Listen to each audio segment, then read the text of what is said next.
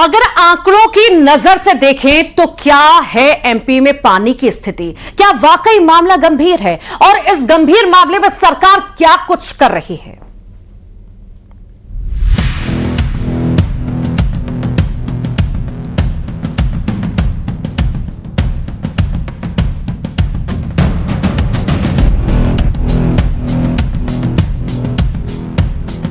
नर्मदा, सोन, चंबल, बेतवा, केन, ताप्ती, सिंध समेत 200 से ज्यादा नदियां देश के दिल की प्यास बुझाती हैं। इसीलिए नदियों का मायका भी कहलाता है अपना एमपी।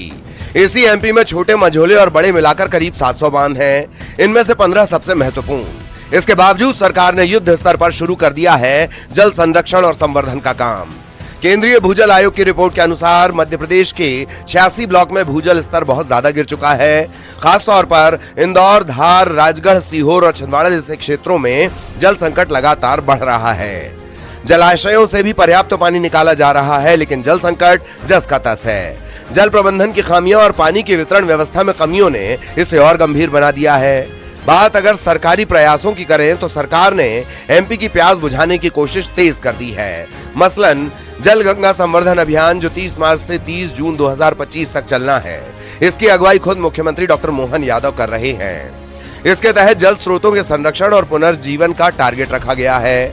इसमें नदियों, तालाबों, कुओं और बावड़ियों की सफाई, गहरीकरण, वर्षा जल संचयन की व्यवस्था की जा रही है। अभियान में 12 विभागों के साथ साथ ग्रामीणों को सीधे जोड़ा जाएगा, खास तौर पर महिलाएं। मॉनसून से पहले 1,03,000 कुओं को वर्षा जल से भरा जाएगा। साथ ही कूप, रिचार्ज पिट्स भूजल स्तर में सुधार करने में कारगर होंगे।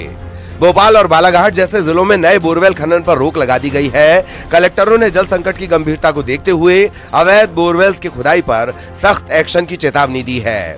पर ड्रॉप मोर क्रॉप के फलसफे पर किसानों को ड्रिप और स्प्रिंकलर सिंचाई प्रणालियों पर 90% तक सब्सिडी दी जा रही है।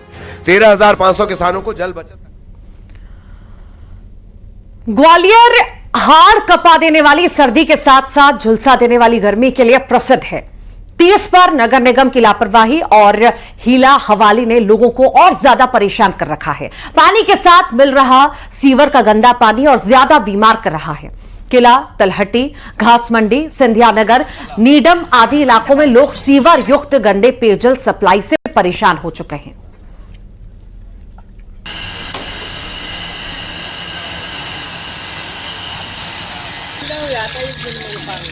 वो वैसे भी पीला ही दिख रहा ना। कितनी देर चलता है नल? कितनी देर चलता है?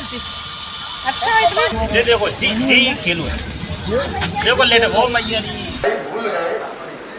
इससे पहले 1.5 साल पहले चर्चा हो चुकी भी कर लेते हैं, जहां पर लगातार बढ़ते पारे के साथ साथ पानी की परेशानी भी बढ़ती जा रही है। जिले के कई ब्लॉक लगातार क्रिटिकल जोन में आ रखे हैं। अकेले तखतपुर के बीजा गांव में भूजल स्तर 600 फीट तक पहुंच चुका है। यहां 90 के दशक में 90 फीट पर पानी आ जाता था। बिल्हा, मस्तूरी और तखतपुर जैसे mining belt semi critical zone में हैं। 278 नल जल योजनाओं में से 62 प्रभावित हैं। सिर्फ शहर में ही 9,000 से ज्यादा बोरवेल बगैर निगरानी धरती का पानी चूस रहे हैं।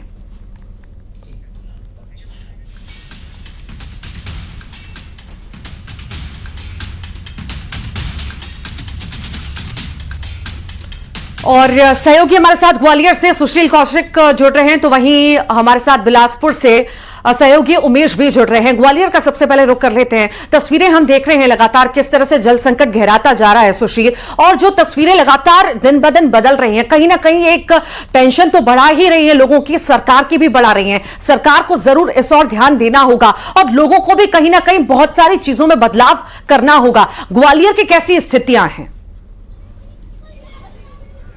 बिल्कुल, मैं आपको बता दूं कि हम इस वक्त ग्वालियर के सिंधिया नगर इलाके में खड़े हैं। ग्वालियर का सिंधिया नगर हो या किला, तलहटी हो या घास मंडी के कई इलाके ऐसे हैं कि जहां पर सीवर का पानी मिलकर नलों में आ रहा है और उसके चलते 3 लाख से ज़्यादा आबादी जो परेशान हो रही है इन उपनगरीय इलाकों की। हालात ये है कि ये जो सीवर युक्त गंदा पानी, पीला पानी पीने से बच्चे तक बीमार होते हैं। हमारे साथ बहुत सारे लोग हैं। कुछ दिन पहले हमने यह रिपोर्ट भी तैयार की थी।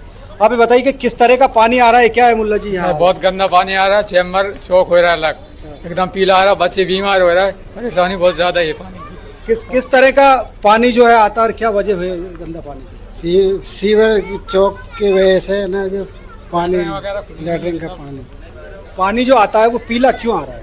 अरे सिविल लाइन की वजह से आ रहा है ना, जो सिविल लाइन मिली हुई है उसका गटर का पानी, चैम्बर का पानी सब मिल के आ रहा है, इसलिए आ रहा है। वो सारे चैम्बर फूटे हुए हैं, परेशानी बहुत ही ज़्यादा है, बड़े बड़े चैम्बर भी भर के रखे हुए हैं। अधिकारियों से भी आपने कहा है? वहाँ पानी की जो लाइन डरी है लेकिन कनेक्शन नहीं दे रहे हैं। आप देखिए कि जो लोग हैं, महिलाएं भी परेशान होती है। आंटी जी से बात करते हैं। आंटी जी, ये बताइए कि पानी किस तरह का आता है यहाँ? क्या पानी बहुत गंदा आ रहा है, पीला आ रहा है, पिया भी नहीं जा रहा। चाय की वजह से होता है पीला? नहीं, चैम्बर तो नहीं मिल गया कहीं। पानी घोल के नहीं और डाल देते हैं तो पीरो पानी हो जाते हैं। सीवर का पानी आता है। पानी बहुत ठीक, लगातार सुशीला बने रहिए। सहयोगी उमेश भी हमारे साथ बने हुए हैं। उमेश, जल संकट लगातार गहराता जा रहा है और अगर जल मिल भी रहा है कई जगह पर तो इतना ज्यादा गंदा है कि वो पीने योग्य नहीं है, पर शायद इस पर ध्यान नहीं दिया जाता। इसके लिए बड़े फैसले लेना बहुत जरूरी हो चुका है। अब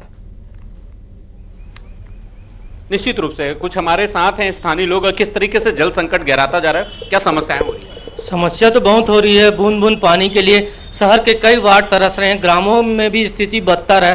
तालाब सूख गए हैं, नदी अरपा नदी जो यहाँ प्रमुख है बिलासपुर की, जीवनदायिनी कहलाती है, वो उसमें भी पानी नहीं है। अभी किस तरीके से कठिनाई सामना करना पड़ता है? बिलासपुर शहर में कभी आज तक जिस तरीके से पानी की समस्या अभी वर्तमान में देखी जा रही है, आज तक कभी 40-50 सालों में नहीं देखा गया। इसका मूलभूत कारण ये है कि हमने बहुत सारी योजनाएं तो बनाई हैं, पर ग्राउंड लेवल में ना उच्च स्तर में कुछ काम हो रहा है, ना नीचे लेवल में पर्सनल स्तर। हम कितने जिम्मेदार हैं? हम तो सारा जिम्मेदार तो हम ही हैं, क्योंकि जो जिस हिसाब से पेड़ों की कटाई की जा रही है उस कारण पूरा वाटर लेवल जो कम हो गई है, और ये शासन प्रशासन भी जो वाटर हार्वेस्टिंग सिस्टम जो था उसको भी पूरा बंद कर दिया गया है। और करोड़ों रुपए की योजनाएं तो लाते हैं लेकिन वो धरातल पर नहीं दिखती है। आपके क्षेत्र में पानी क्या समस्या? पानी की बहुत समस्या हमारे क्षेत्र में, चाटीडी सरकंडा में भी। हम लोग पानी भरने के लिए टैंकर बुलाते हैं, कई उधर से भर किसी के घर में बोर लगा हुआ वहां से भर के लाते हैं। पानी की समस्या बहुत। ठीक, आप लगातार बने रहिए। जो मुहिम हम चला रखे हैं इसके बारे में जानकारी देना ये बहुत जरूरी है। जिस तरह से जल संकट गहरा रहा है इसको लेकर के और न्यूज 18 मुहिम चला रहा है और न्यूज 18 की मुहिम का कारवां लगातार बढ़ रहा है। छत्तीसगढ़ में गहराते जल संकट को लेकर जल संसाधन मंत्री केदार कश्यप चिंता जाहिर करते हुए नजर आए। साथ ही न्यूज 18 की मुहिम पर धन्यवाद भी उन्होंने दिया। मंत्री कश्यप का मानना है कि साथ मिलकर ही इस संकट से निपटा जा सकता है। इसमें कई जगहों में लगातार जल स्तर नीचे जा रहा है। इसको लेकर न्यूज 18 की मुहिम की पड़ताल कर रही है कि आखिर प्रदेश में जल स्तर क्यों गिर रहा है। हमारे साथ मौजूद है जल संसाधन मंत्री केदार कश्यप। इनसे पूछते सर, क्या लग रहा है पूरे प्रदेश में जल स्तर लगातार नीचे गिरे, इसके लिए क्या तैयारी है? देखिए, पूरे प्रदेश नहीं पूरे देश में लगातार जल स्तर क्योंकि इस बार भीषण गर्मी है और इस गर्मी के चलते जल स्तर में बहुत परिवर्तन आया है और निश्चित तौर पे आने वाले समय में हमको रिचार्जिंग के दृष्टि से और जल संवर्धन के दृष्टि से बड़े बड़े हमारे काम करने की आवश्यकता है और उसके दृष्टि से हम लोग काम भी कर रहे हैं। छत्तीसगढ़ इस मामले में बहुत अग्रणी है। हमारे यहाँ पर जन सहयोग से जिस तरीके से अपने जल संरचनाओं का निर्माण है उसमें बहुत गति आई है। लोग वाटर हार्वेस्टिंग का भी इस्तेमाल नहीं कर रहे हैं। वाटर हार्वेस्टिंग का इस्तेमाल शहरी क्षेत्रों में ज़्यादा से ज़्यादा हो, क्योंकि शहरी क्षेत्र में जल संचय करने के दृष्टि से और भी जागरूक करने की आवश्यकता है। उस दृष्टि से योजना बनाई जा सकती है। सरकार क्या तैयारी कर रही है? सरकार की ओर से अभी आज एक रायपुर में इसको लेकर के एक वर्कशॉप रखा गया है और उसमें माननीय मुख्यमंत्री जी सम्मिलित होंगे और आने वाले समय में हम चाहेंगे कि ज़्यादा से ज़्यादा इस दिशा में हमारे काम हो सके। तो लोगों के लिए क्या संदेश रहेगा, क्योंकि न्यूज 18 भी मुहिम चला रहा है जल को रोकने के लिए, जल को सहेजने के लिए? नहीं, मैं बधाई देता हूँ। न्यूज 18 लगातार जल संरक्षण को लेकर के या फिर जल संवर्धन को जिस तरीके से बढ़ावा दे रहा है और निश्चित तौर से आप सबके सहयोग से, क्योंकि ये केवल सरकार का विषय नहीं बल्कि सबके सामूहिक प्रयास से ये संभव हो सकता है। तो मंत्री जी को आप भी सुन रहे थे, वो खुद इस मुहिम की तारीफ करते हुए नजर आ रहे थे। सहयोगी हमारे साथ लगातार दोनों ही जुड़े हुए हैं, उमेश के पास जाते हैं। उमेश, मंत्री जी को आप भी सुन रहे होंगे कि वो भी कहीं ना कहीं इस पहल की तारीफ कर रहे हैं और उनका साफ तौर से कहना है कि एक साथ मिलकर के आगे बढ़ा जा सकता है और इस संकट से पार पाया जा सकता है। वाकई में दोनों को कोशिश करनी होगी, चाहे वो सरकार हो चाहे आम जनता हो।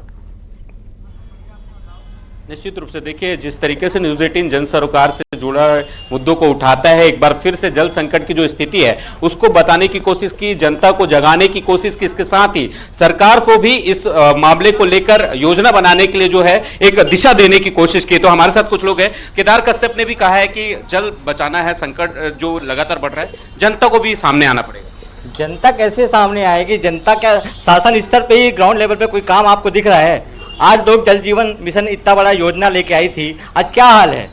आज तक कुछ उसमें कुछ नहीं हुआ। अरपा नदी देखते देखते सूख गई। 25 साल में आज बैराज का नाम ले रहे हैं।